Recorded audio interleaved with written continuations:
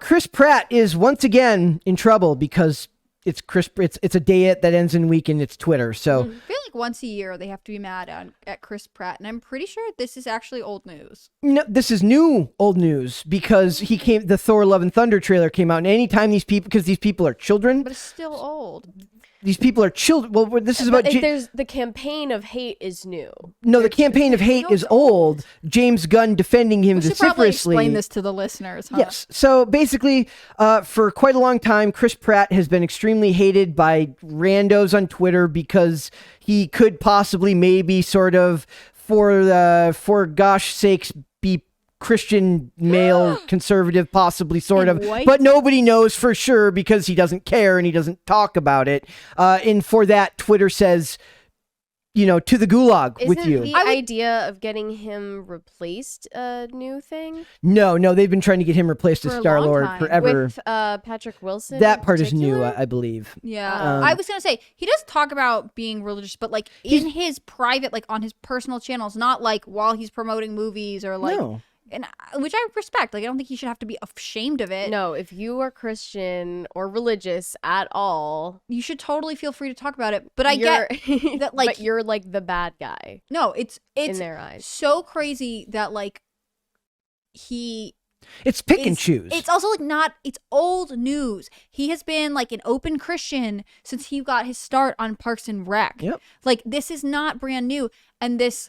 So something that comes up during this is like, people are like, he goes to a homophobic church. He doesn't go to that church anymore either. Also, even if he did, it's like, why does he have to answer for his church or... Because these people hate him. Other people who go to it. But what I care about the story is that James Gunn's defending him. And what I found is that the new twist, that James Gunn is defending him. Guardians of the Galaxy cast is extremely tight-knit. Yeah, because Chris Pratt has come to James Gunn's defense before, as did Dave Bautista when James Gunn got fired from doing Guardians of the Galaxy 3 because he made some very, very spicy, questionable, rather uncomfortable tweets back in the day when he was more of a provocateur. And they fired him for it. Wait, what did he say? They were jokes about kids that are... I remember that. Yes, they were. Yeah, they were very trash in my eyes now. They were very tasteless jokes. But the idea was that Dave Bautista's like, look, like he made jokes. They were not good jokes, but this guy, like, we love this guy. He's our director. All these people are very close. And in an industry where they are very quick to cannibalize one another and throw each other under the bus at any given hint of controversy, because God forbid you can ever be, stand by someone who isn't seen as perfect in the public's eyes. This group of people seems to be uniquely tight-knit. Well, and I would say that in my complete anecdotal experience, it seems like shows that Chris Pratt is on, or projects that he's on, do tend to have this very close-knit vibe. I remember him being, this is like famously true of the Parks and Rec cast. They were all very close, had a really good time doing it. They were on a long-running series together. And then also Jurassic World, was that the one he's on? He's got new Jurassic World coming out. The redhead? Not Bryce Dallas Howard. Yeah. I remember him doing interviews with her during their press junket and them talking about how like their kids had become best friends, and like you never hear anybody having anything bad to say about him that isn't a weirdo on Twitter. And but it's like, it sucks that we're in a world where like now that Elon Musk owns Twitter, but still somehow this guy gets like it from like the director shouldn't even have to defend him. It shouldn't be considered a threat to his career because weirdos on Twitter think he's a bad person because maybe reasons. Mm-hmm. So it says the woke days on Twitter are numbered thanks to Elon Musk, and now James Gunn shuts down a woke Marvels fan who wants Chris Pratt canceled. By the way, Mary, they spelled canceled with one L. So don't care. It still deserves another L. Mary is not a fan of canceled with one L. Why? It just looks wrong. I get you. Okay. And replaced because of the actor's conservative values. I would even say perceived conservative values, because I don't really think that there's anything that supports the idea. He's never affiliated with any political party or openly said that he's voting for any certain But if you're person. Christian, you have to be conservative, and that means you have to be bad. And he wore a Gadsden flag shirt once, so he's evil. It says for what? Because so he says Guardians of the Galaxy director James Gunn caught wind of the tweet and blasted the the Twitter user, offering Chris Pratt will never be replaced as Star-Lord. It says, but this guy's tweet says this. It says, a Twitter user who includes non-binary pronouns and advocates the abolishment of the police. That's just to put you in perspective of like where this person sits on the spectrum. Tweeted an image of Chris Pratt and Patrick Wilson demanding, Marvel, hear me out. Just replace him. And then James Gunn says, for what? Because of your made up, utterly false beliefs about him? For something that someone else told you about him that's not true? Chris Pratt would never be replaced as Star-Lord, but if he ever was, we would all be going with him, tweeted Gunn. It's also learned that James Gunn had Thor Love and Thunder changed, as Gunn tweeted his request things in the movie be adjusted, and Gunn also teased his Guardians of the Galaxy holiday special, which is coming up on Disney+, all of which will include Chris Pratt. So basically what they have to do is every time he has a new project coming out, now I talked about this yesterday or the day before when I said these studios have to, if you're doing market analysis, like what is the cost benefit of having this person involved in this project, they have to do that with Gal Gadot when it comes to international box office. Gal Gadot. There's countries where her movies. People who don't like Israel or the IDF have an issue with her. Yes, whatever. so they have to make an adjustment. Is having her name in this movie worth enough here where she will be allowed to be on screen? Is it worth having this movie banned in this country where her service in the IDF causes a problem and means that this country will not play her movies? Where you're just drawing more attention to it than it ever had in the first place. Like, I don't think people in those countries would even know if you didn't mention it. Yeah, and make it a big deal. So every time Chris Pratt gets a role, these studios have to look at the sum amount of money his movies have brought in, which is quite a bit. If you look between, Parks and Rec was very successful, though not solely because of him. Jurassic World. He was a breakout character. He was supposed to be on for like 3 episodes, I think, and then he became a series regular. Yep. And then Jurassic World has been extremely successful. Guardians of the Galaxy has been extremely successful, though many could argue that, anything Marvel related is going to be at least somewhat successful either way. I was just talking. I wish that weren't a given. If it was, yeah, you have to figure out how much of it is because of him. But in general, people like him. The Tomorrow War, which was like an utterly boring Amazon Prime movie, got a decent amount of traction because he's such a well-liked guy. So he's clearly worth the money to spend on him. But I do appreciate, and I do feel like tweets like Gunn's are kind of a sign of the pendulum swinging in the more savvy celebrities. Now, don't mistake me saying that they're saying the right things to mean that to make you think that I actually believe that they care or mean it. I think that the savviest celebrities are going to catch on early that the socio-political pendulum is swinging back the other way, and they want to be firmly attached to it as it does. I don't think that James Gunn is wrong about Chris Pratt. I mean, if everybody you personally know has something positive to say about you, then that's all that anybody needs to know, right? But I think that James Gunn is kind of the last person anyone wants defending them. At least, like, that's the way I see it. If you said, like, indecent, like, gross things about children, that's kind of the line. He was, not in Hollywood, but in the normal world, that's kind of the line. James Gunn is a weird character because, like, he has recovered from that, and it's like they put him on, like, no, they fired him. They fired him. There, my friend. They fired him and then immediately gave him a movie that, like, they didn't think was going to do well anyways. Different studio did that. To him, though, to the same director. Disney fired him from Guardians of the Galaxy 3. DC immediately scooped him up, had him do the Suicide Squad and then Peacemaker. They did not think would do super. I mean, like, they gave him a low-key project to, like, sort of put him on the back burner, let his reputation heal, and then they brought him back. Memory hole what he said. Which is sad because that movie was fantastic. I mean, like, I don't know. At this point in time, I don't remember what his tweet said. I think I just remember it was very. I remember it was very vulgar. I don't necessarily think he is someone I would want to hold up. And that's the thing. Like, ew, he was provocative. It was a joke. Like, it doesn't matter to me. Like, even if it was that's like being like, oh well. Like, at the time, it was trendy to say racist things, so we all did it. Like, that doesn't actually make it okay. Like, you have to have your own personal judgment for that. Even then, like, that doesn't even approach, like, pedophilia type of right. comments. And, like, especially from someone in Hollywood, like, that's not even a laughing matter right. anymore. And, it's like, just real. But I think that like people really believe in him as a director, and that does give him, whether I like it or not, like a level of invincibility. Right. People want him to direct this movie. So like while he may not be the person I would want defending my character, I do think that like him being like, we will walk if we had to replace Chris Pratt is extremely powerful, because he is like the director. Whether we want him to be or not, he is the desired director for So this movie. perhaps the next time a director with far less baggage says that about their lead star, who's under fire for something stupid,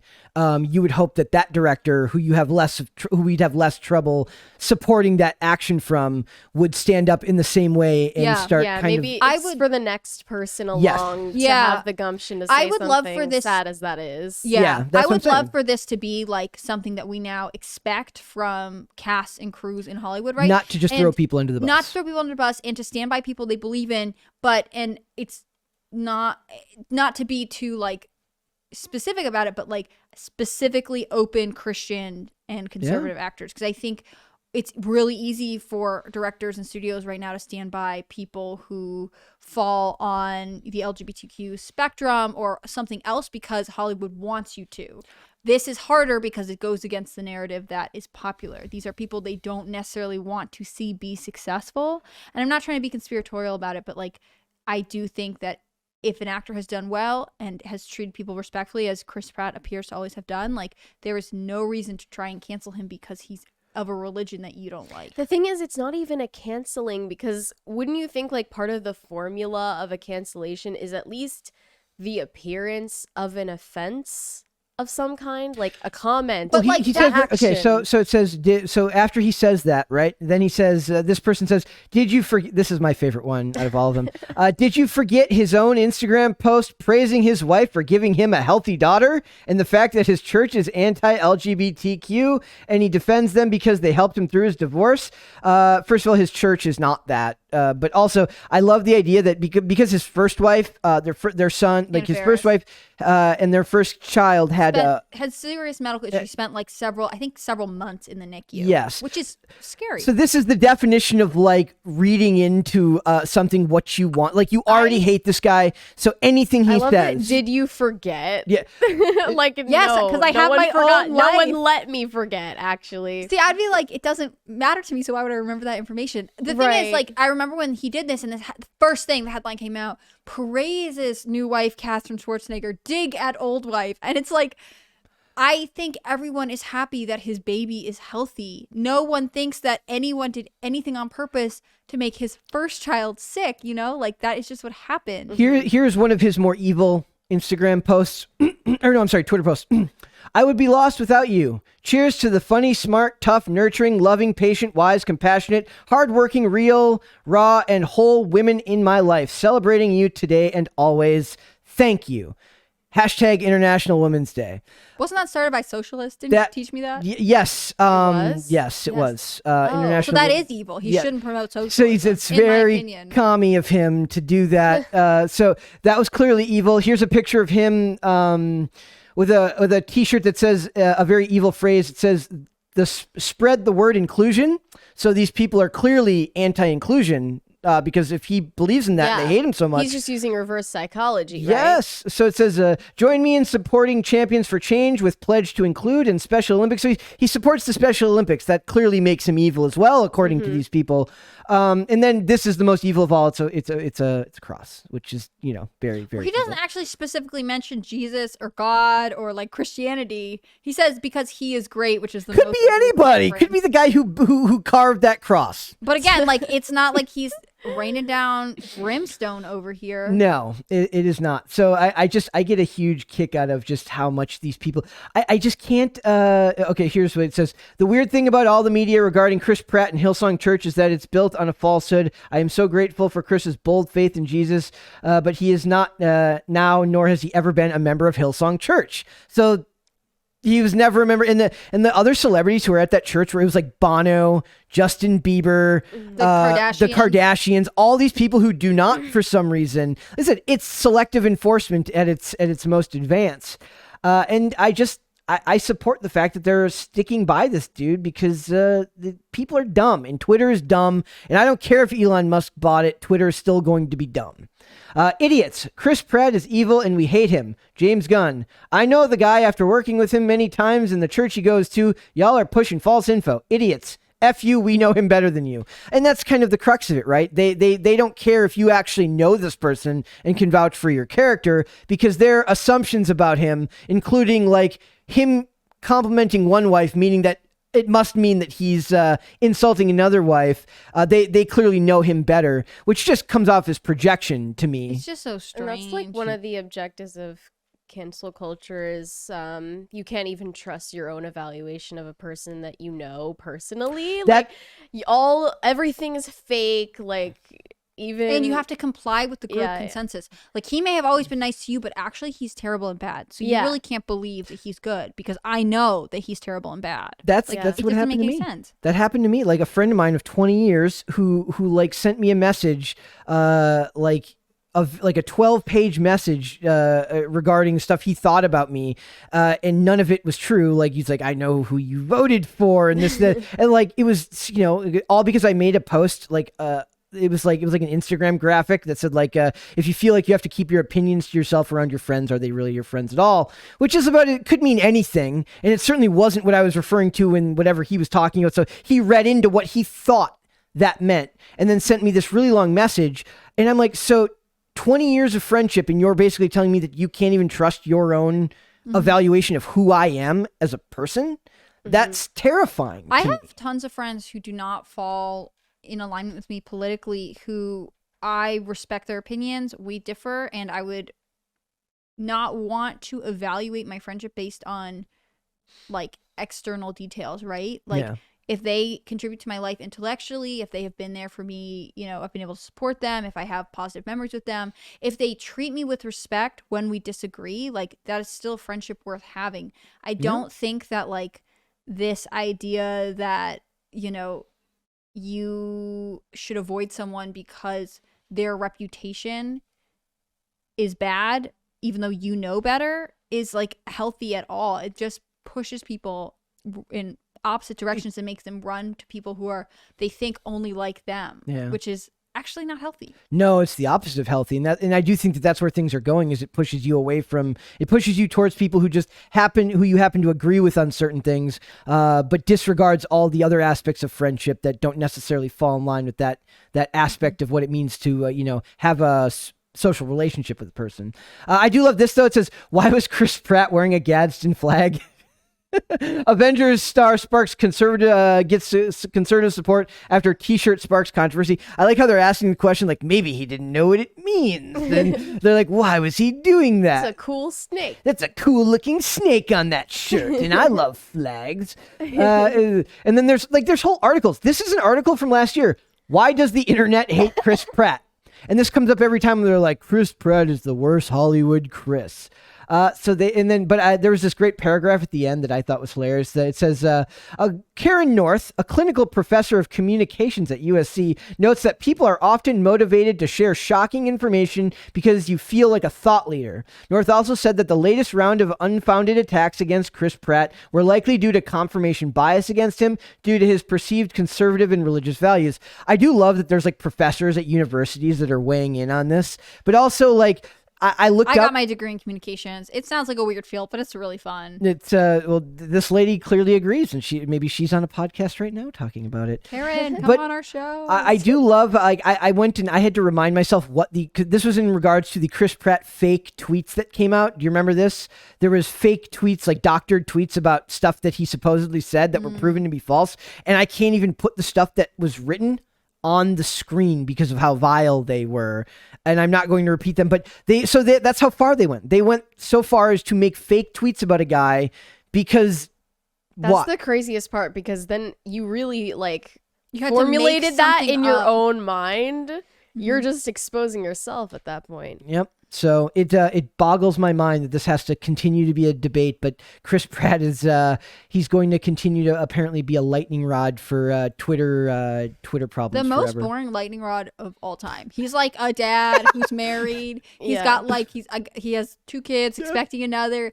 He does some movies. Like boring. I just He's picture like him. the equivalent of like a banana nut muffin. Like, nice. that's what he is as a person. Yeah, he has like a good family and a farm, and then occasionally he does things to help other people. Like, what do you want? I'm picturing him like every time this happens, he goes, "Why are they doing this to me? I didn't do anything. What did I do wrong?" I feel like he looks at his phone. He's like, "Huh, well, that's unpleasant." And he just puts it down and then like goes for a hike. Yeah, He's like, "I don't remember." tends to his sheep, like, reads to his kids, like just does normal dad stuff. He just happens to kind of be this actor who's like in trouble for being conservative in a field that people don't want conservatives in. Every time he just looks at him, he goes, His publicist is just like, don't worry about it, Chris. he proves the power of just not talking about it. You sent me an article earlier that we were going to cover an article about Mr. Beast that was just it was so long, and I told you beforehand. It was so long. There's a section in there where he talks about controversies about things he may or may not have said in the past. He goes, "Yeah, I just don't talk about it. I just let it." He's like, "I just let it blow over." He's like, "People have short attention spans." Yeah, Rolling Stone just did this big profile of Mr. Beast talking about sort of how money influences his channel, because he's obviously gotten really famous for like giving away lots of money, but then also that makes him lots of money and sort of what goes on behind that. And I think, probably similarly to a lot of Hollywood celebrities, this idea that like you have to respond to everything, like it's actually not worth it in this world. And I think in some ways that's like what It's detrimental. It makes the situation worse every single and time. I think in some ways YouTubers might be more, it's hard to tell. Some YouTubers, because they're on their own, are sort of more reactive and have access to their own Twitter accounts and can shoot off these off-the-cuff remarks.